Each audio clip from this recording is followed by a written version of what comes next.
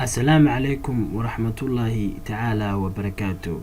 كسر دوادا عشر كينا وهرية directed numbers ka jihooyinka tirada. waxaanu casharkeena hadaba ku qaadan doonaa number line.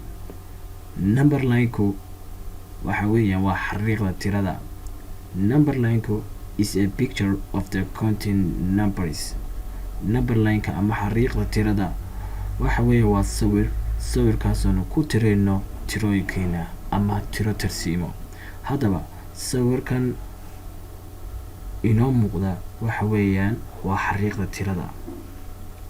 wuxuu ka bilaamayaa zero buu ka bilaamayaa, started at the zero and increased. sidoo kalena wuxuu kordhayaa equal steps to the right. step isku mid ah ayuu ku kordhayaa. sababta waa maxay?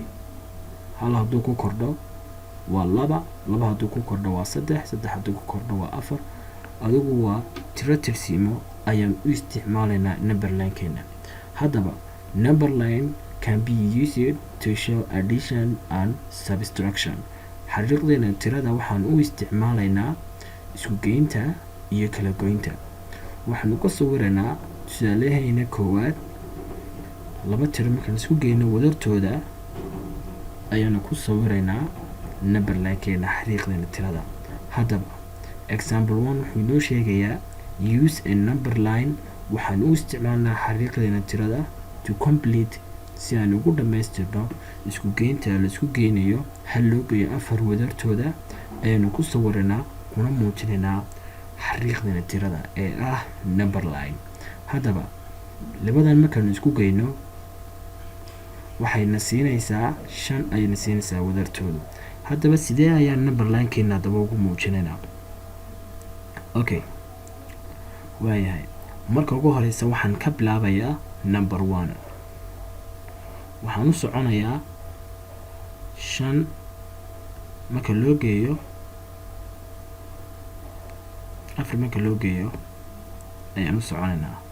waxaan ku joojinayaa dhinacaas ku joojinayaa. hadaba dhinaca ka bilaabantay waa 1 waxaan oranaynaa start baan ku qorinaa. dhinaca ku dhamaantayna waxaan oranaa finish baan oranaynaa.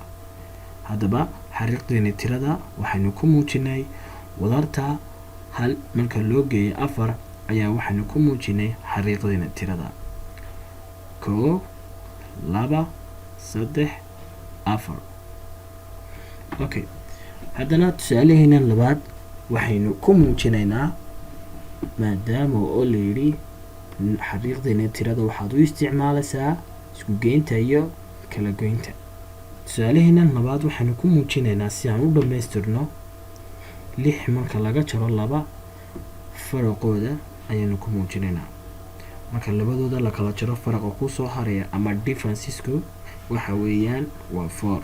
hadaba xariiqdeena tirada ku muujino. okay 6 baan joogaa waxaan u noqonayaa 2 marka ka jaro maxay waa 4. hadaba 6 waa started sidoo kalena finished waxay noo noqonayaa 4ka maadaama aynu ku muujinay labadooda marka la kala jaray. okay hadaba casharkeena koowaad waxaynu ku qaadanay number line ka xariiqdeena tirada iyo sidoo kale sida loogu muujinayo ama lagu sawirayo xariiqdeena tirada ee number line keena.